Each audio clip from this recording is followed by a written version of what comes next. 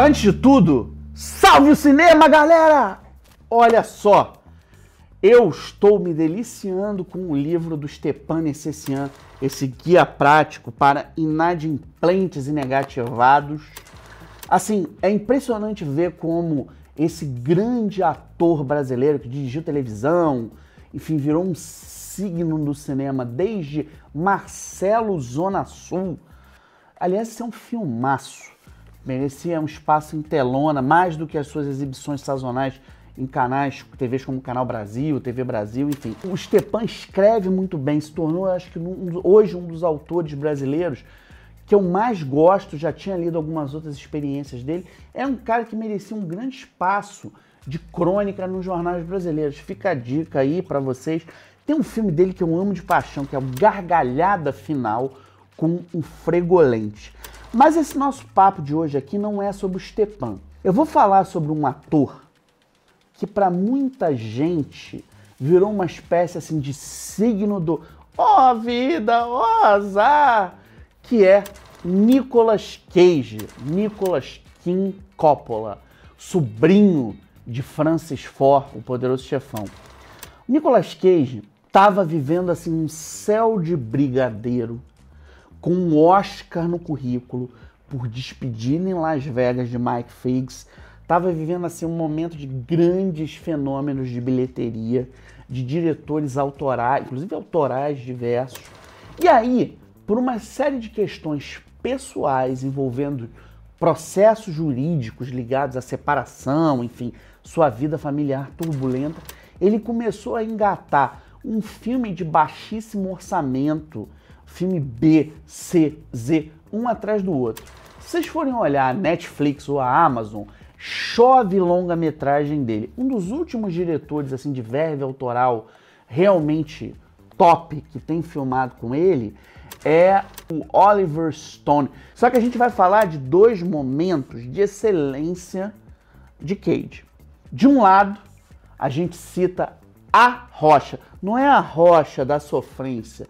Eu tô falando de The Rock, de 1996, que foi um fenômeno de bilheteria, um dos grandes filmes aí da minha adolescência, e do recente The Surfer, que passou em Cannes e na Mostra de São Paulo, de Lorcan Finnegan. Roda a vinheta.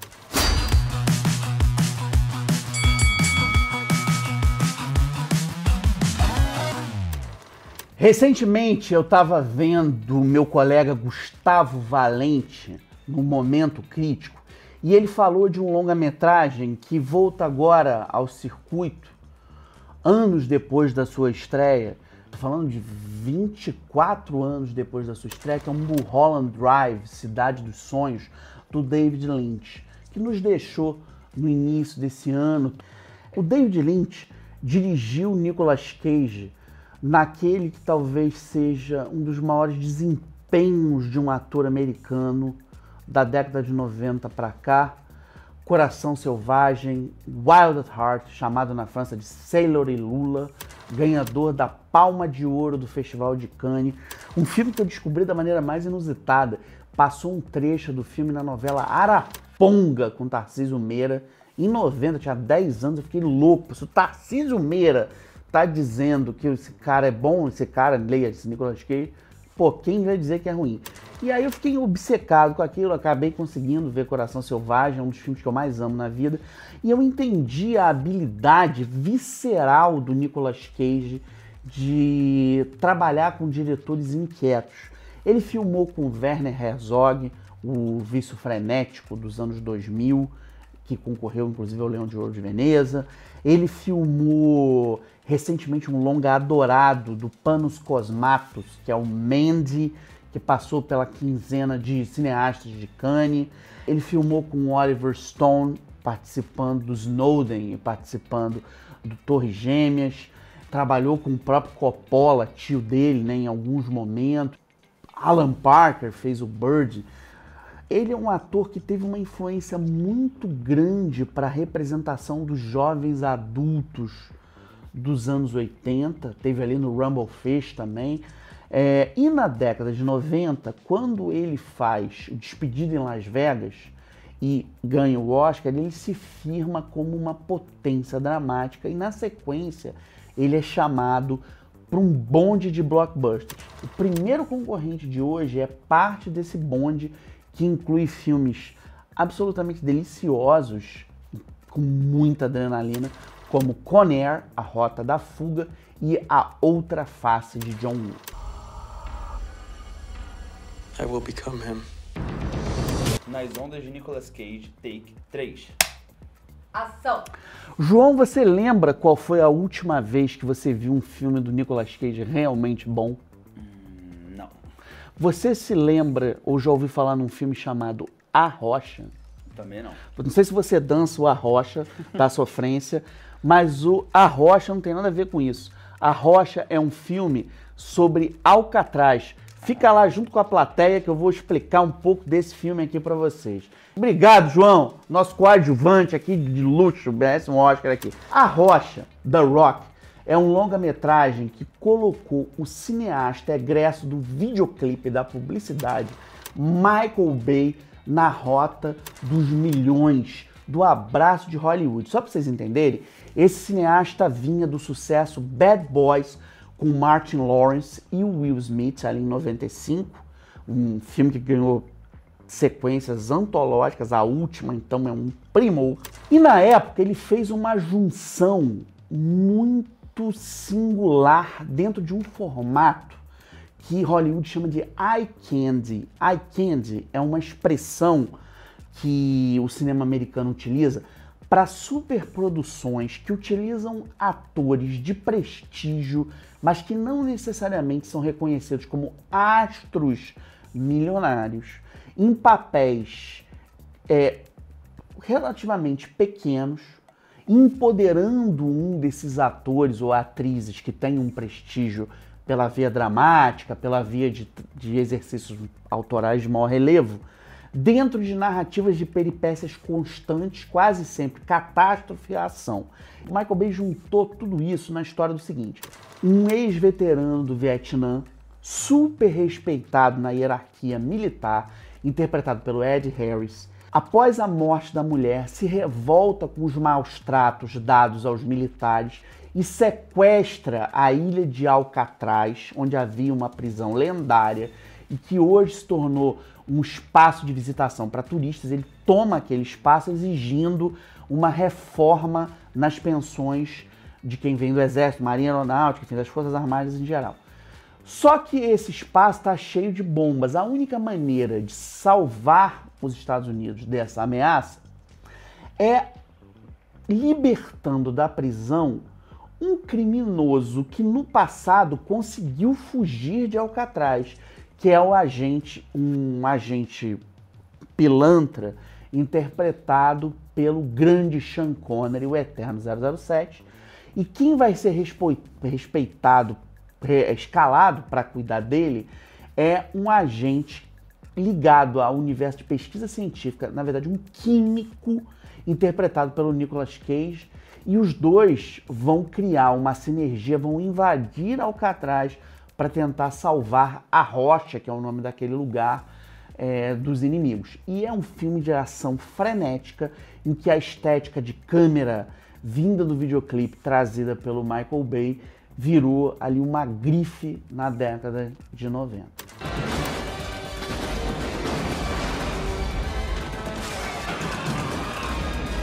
Em 1996, quando eu vi A Rocha no cinema do Nova América, o Nicolas Cage, assim, já recém-oscarizado, caiu nas graças da multidão e esse longa faturou cerca de 335 milhões.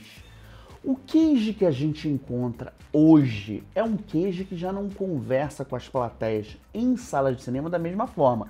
A maioria dos seus longas vai diretamente para plataformas de streaming e até para televisões. Passa um filme dele na Globo, um domingo maior, nessas sessões toda hora. Só que o segundo competidor do nossa arena no set de hoje, The Surfer, tá desenhando uma trilha completamente diferente, está virando um cult, tem tudo para virar um sucesso. Esse longa, que provavelmente vai ser lançado aqui como O Surfista, ele passou na Mostra de São Paulo como The Surfer. Ele brilhou na sessão Midnight de Cannes, assinado pelo cineasta irlandês Lorcan Finnegan de Vivarium. E assim, olha gente, é difícil pensar um filme que me deixou mais nervoso nos últimos anos do que The Surfer. Mas eu ficava assim, sem ar, com todo o sofrimento que o personagem do Cage passa. E é um sofrimento atrás do outro, numa linha de perigo, de tensão. É quase um filme de terror com o surfista. É o seguinte, ele vive um sujeito sem nome, que vem com o filho para uma estância paradisíaca da Austrália, uma estância de surf. O sonho dele é comprar um casarão que vive ali naquele litoral e poder surfar todo dia. Ele não tem dinheiro para isso, mas ele vai fazer uma loucura e vai comprar. Ele tem que cuidar desse filho, fruto de um casamento que deu errado, ele é cobrado de todo mundo, mas ele está obcecado com essa compra, ele precisa levantar uma grana, ter autorização para isso. Nesse momento, ele encasqueta de surfar com o filho, mas ele encontra uma horda de bullies, uma horda de arruaceiros, todos surfistas que moram ali e que falam para ele: "You don't live here, you don't surf here." Se você não é dali, você não surfa ali. E ele vai passando por uma série de rituais que escancaram a violência do machismo naquela região, passando por uma espécie de calvário regado a sol, ao sal, ao mar, à maresia, para tentar repensar a sua condição masculina e saber administrar a besta fera que vive dentro dele e que foi encoleirada pelo processo civilizatório.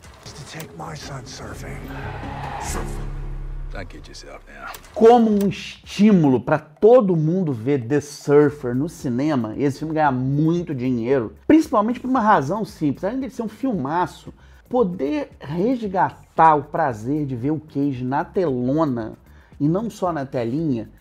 Obviamente o filme do Lorcan Finnegan é o nosso vencedor de hoje, The Surfer.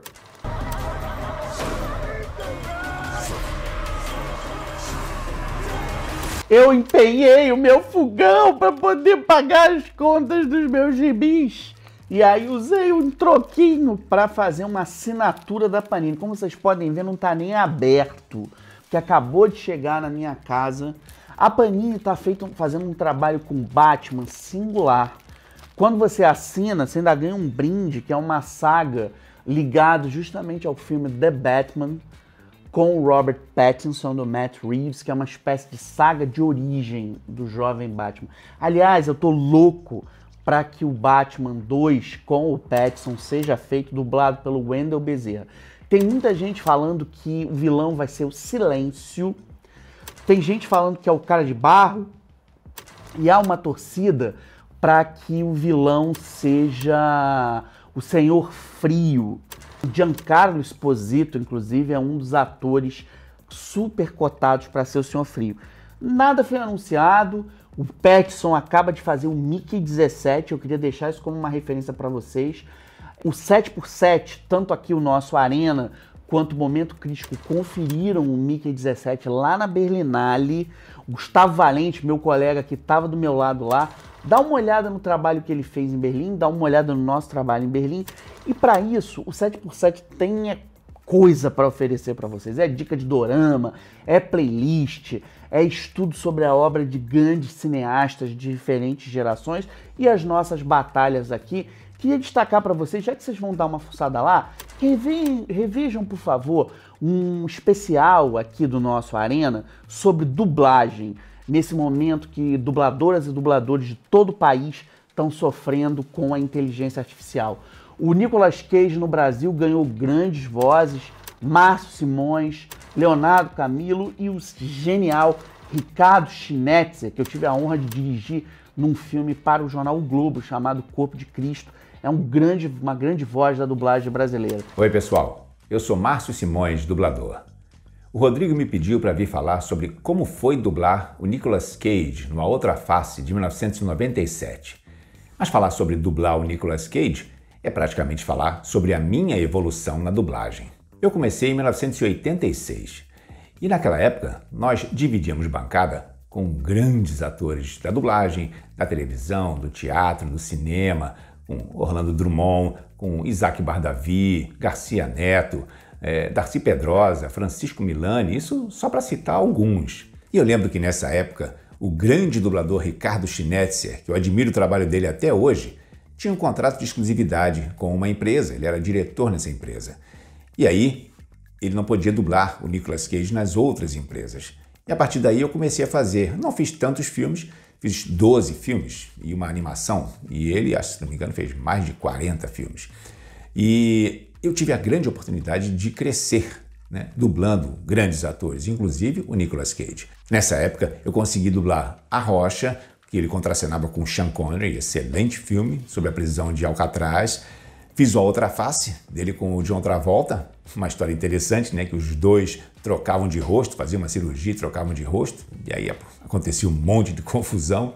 Dublei vários outros filmes, dublei O Pacto, O Resgate, filmes muito bons, mas foi um grande aprendizado. Você dublar grandes atores faz você crescer, você está sempre sendo desafiado, você tem sempre que se superar. Então, é sempre um grande aprendizado. Eu agradeço e me sinto muito honrado de ter podido fazer parte dessa história do Nicolas Cage, de ter dublado ele em tantos filmes legais. E agradeço também ao Rodrigo por ter me convidado para falar sobre esse grande ator, que me deu sempre muito prazer de dublar. Esse nosso programa aqui faz uma ode a esses profissionais, sempre que podem. Salve o cinema!